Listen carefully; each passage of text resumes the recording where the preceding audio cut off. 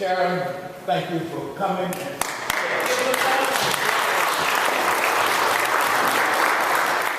My name is Sharon McClendon Price. I have no fancy titles, no big impressive degrees. I'm a 42-year-old, once widowed, once divorced, single mom of 5. That's all I got. But because I have 5 kids, I think it's important that civil rights and rights stay the focus of our state, because right now they're chipping away at it every which way we turn. They're attacking women, they're attacking the elderly, they're attacking children, they're attacking races. That's right. I've worked in the Hispanic community, registering voters, convincing them to come out and be a part of the community. It's a tough sell because they feel like they're hated, and everywhere they turn, the racism issue with Hispanics has become the focus of this state and the national media. For decades, illegal immigration was overlooked because it was a cheap labor force. Slave labor was all it was. The white man overlooked it. It was okay as long as they stayed at low-paying jobs doing menial work. When their children started getting appointed as valedictorians of graduating high school classes, it became an issue. And that's wrong, because those people came here looking for a better life, and for anybody to try to deny them that because of the status of legal or illegal, no human is illegal.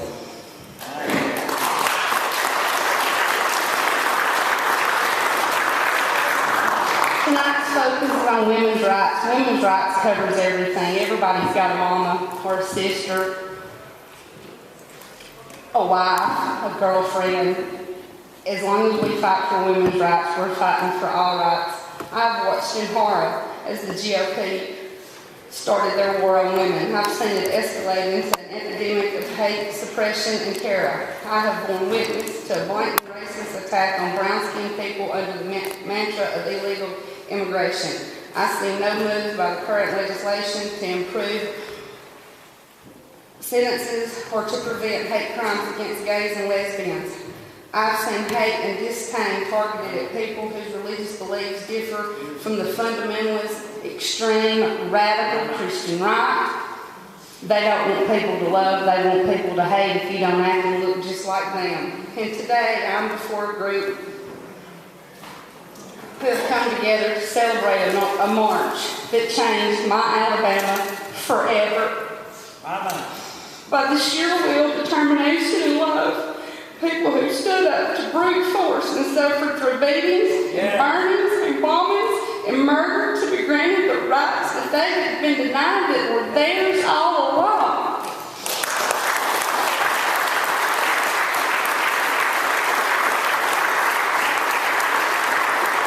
And still today, we have a group of power-hungry politicians who think they can legislate anyone who does not conform to their perceived standard and legislate us into submission. Well, they're wrong. They're wrong. In the past week and a half, I have participated in a grassroots movement on social media. It's brought together men, women, old, young, every political group there is, Republican, Independent, Democrat, Liberal, Moderate, Conservative. It's brought people of all colors, all faiths, to stand up and say, no, this has went too far. And I'm talking about Clay Schofield's HB 12. That's the name of his Senate bill. Like I said, I don't got big impressive degrees. I have a GED. That's about it. But I do know this. No chicken farmer from Red Hill in Marshall County has any right or any business telling me what I or any other woman can or cannot do with their uterus. He needs to stop.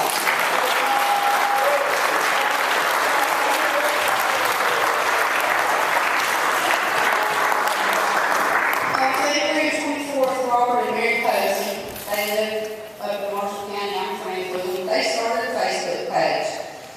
After a few decisions, we went with Alabama voters against forced ultrasound SB 12. Within 24 hours, we had 700 members. Today, since February 24th, we have over 2,000. We have banded together from Ardmore to Mobile. We have called senators. We have called legislators, we called everybody that can answer the phone, every media group we could get the number to, asked them for help.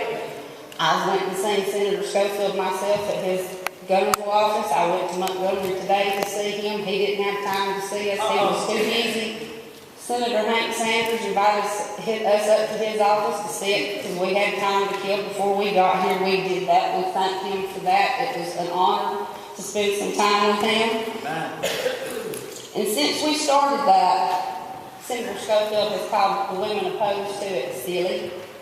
He said that the intent of his bill was to cause discomfort. We've watched Rush Limbaugh get all kinds of media attention. He's called women who use birth control sluts and everything else. Rush needs to be pulled from the air. Nobody should have to be subjected to his hate.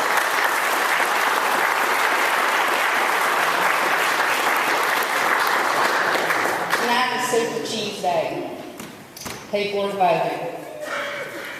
There's a womanizer who lives by a set of morals but expects us to live by another.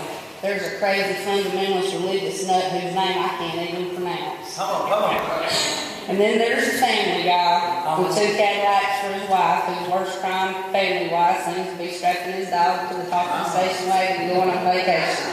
But he's a Mormon, and he scares us because we don't understand Mormonism. I don't know about them, but I know what I'm going to do come November. I'm voting for the guy I voted for last time because I think he stands up for women's rights.